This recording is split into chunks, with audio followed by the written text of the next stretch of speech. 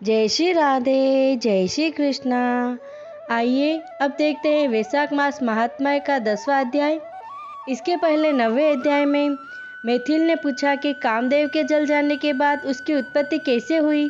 तब सुखदेव जी ने स्वामी कार्तिकेय के जन्म की कहानी सुनाई, जिसके सुनने से पाप नष्ट हो जाते हैं, यश व पुत्र की प्राप्ति होती है और रोग नाश होते हैं। इससे नित्य प्रति सुनने से पुत्र पौत्रादि की वृद्धि होती है। वैशाख मास करने से विधवा योग मिट जाता है, अत्यंत पुण्य होता है। और जो लोग इस मास को बिना स्नान दान के बिता देते हैं, उन्हें बहुत से धर्म करने पर भी अनेकों दुख भोगने पड़ते हैं। इसलिए यही एक मास संपूर्ण धर्मों को करने के लिए हितकारी है। आइए अब आगे। मैथिल बोला, हे ब्राह्मण, आपने कामदेव की स्त्री रति का चरित्र सुनाया। अब कृपया अशून्य शयन व्रत धारण करने की विधि कहिए। इसमें क्या दान होता है और कैसे पूजन किया जाता है तथा इसका क्या फल होता है। यह सुन श्रुतदेव कहने लगे, हे राजन, इसका विधान श्री हरि भगवान ने लक्ष्मी जी से कहा था। यह सब मैं तुम्हें सुनाता हूँ, जिससे श्यामवन लक्ष्मीपति जगन्नाथ संपूर्ण पापों को नाश कर प्रसन्न हो जाते हैं। हे महीपते, सोने व चांदी के मनोहर मूर्ति बनवाए, पीतांबर धारण करा, सुंदर वनमाला से उसे सजाए, पुष्पों और सुगंधित द्रव्यों से पुरुषोत्तम भगवान का श्रावण शुक्ला द्वितीया से 4 मास तक प्रतिदिन पूजन करे और ब्राह्मणों को शय्यादान वस्त्र दान करे और ब्राह्मणी सहित भोजन करवाए। फिर मार्गशीर्षादि मासों में पूर्ववत रक्त वर्ण हरि भगवान का रुक्मणी सहित ध्यान कर पूजन करें। ऐसे ही चैत्र मास से 4 माह तक भूमि पर आसन बिछाकर भक्ति से श्री हरि भगवान का पूजन करें और आषाढ़ की द्वितीया के दिन समाप्त करें। उस दिन अष्टाक्षर मंत्र ओम नमो नारायणाय इस मंत्र से हवन करें। माघशीर्ष आदि मासों में परायण के दिन विष्णु गायत्री नारायणाय विद्महे इस मंत्र से हवन करें और भक्ष भोजादि चारों प्रकार के भोजन करें। और चैत्रादि मास में सहस्त्र शीर्षा इस पुरुष सूक्त मंत्र से हवन कर पंचामृत खीर द्रत पक्का मालपुआ भोग के लिए करावे और लक्ष्मी नारायण को स्नान करा। बीच में श्री कृष्ण जी की सोने व चांदी की मनोहर मूर्ति रख भोग लगावे। फिर केशवादि नाम से ब्राह्मणों को भोजन करा। श्रद्धा अनुसार 2 वस्त्र और अलंकारों से पूजन करके मालपुए ब्राह्मण को निमित्त 12वें दिन दे और फिर पूर्व कल्पित प्रतिमाओं को संपूर्ण अलंकारों से आभूषित कर आचार्य को दे और शैया का संकल्प करें। ऊपर लक्ष्मी नारायण का विधिवत पूजन करे, कांसे का पात्र दे और ब्राह्मणों को भोजन करावे। दान मंत्र बोलकर भगवान से प्रार्थना करे, हे जनार्दन, जैसे आपकी शैया लक्ष्मी जी से अशून्य है, वैसे ही हे केशव, इस शैया दान से मेरी शैया अशून्य हो। इस प्रकार भगवान की पूजा कर आप भोजन करें। इस व्रत को पुरुष सौभाग्यवती स्त्री अथवा विधवा अशून्य शयन के निमित्त धारण करे। जो मनुष्य विष्णु धाम जाने की इच्छा करता है, उसको यह व्रत अवश्य करना चाहिए।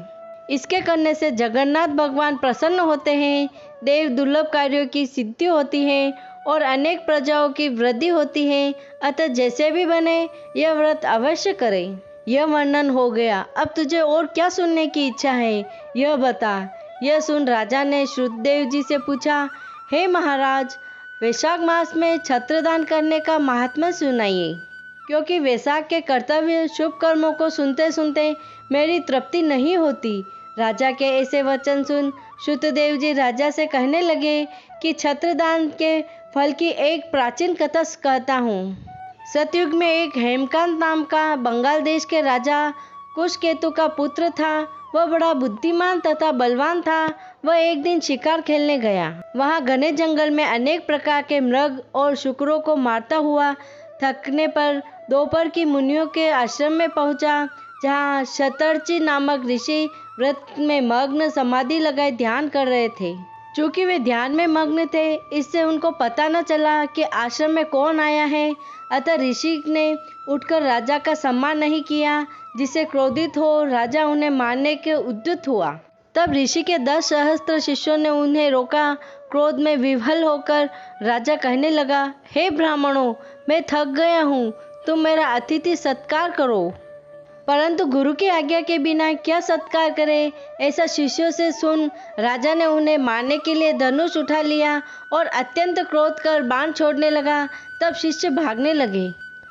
उसने उनमें से 300 शिष्यों को मार डाला और आश्रम में रखी हुई वस्तुओं को पाप बुद्धि सैनिक ने ले लिया और खूब भोजन किया।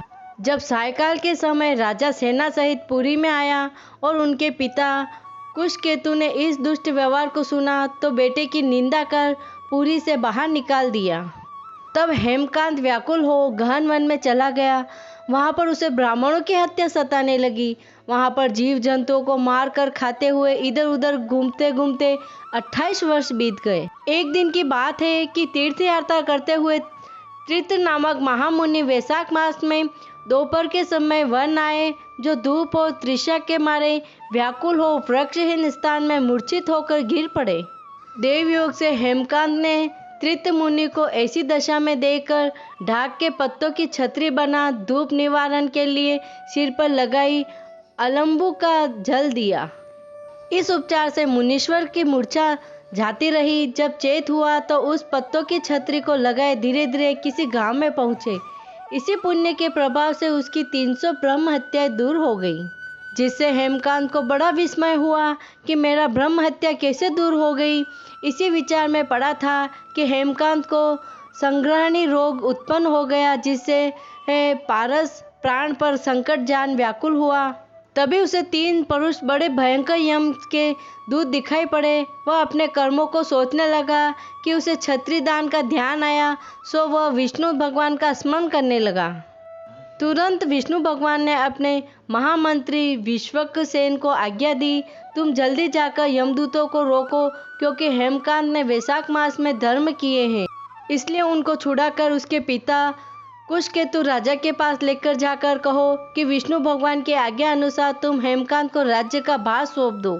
और विष्णु भगवान की आज्ञा पा विश्वक्सेन हेमकांत को साथ लेकर कुशकेतु के पास गए और जो बात विष्णु भगवान ने कही थी वह सभी उसकी बता दी, जिनको सुनकर कुशकेतु ने पुत्र को सिंहासन पर बिठाया और स्वयं अपनी स्त्री सहित वन में तप करने चला गया।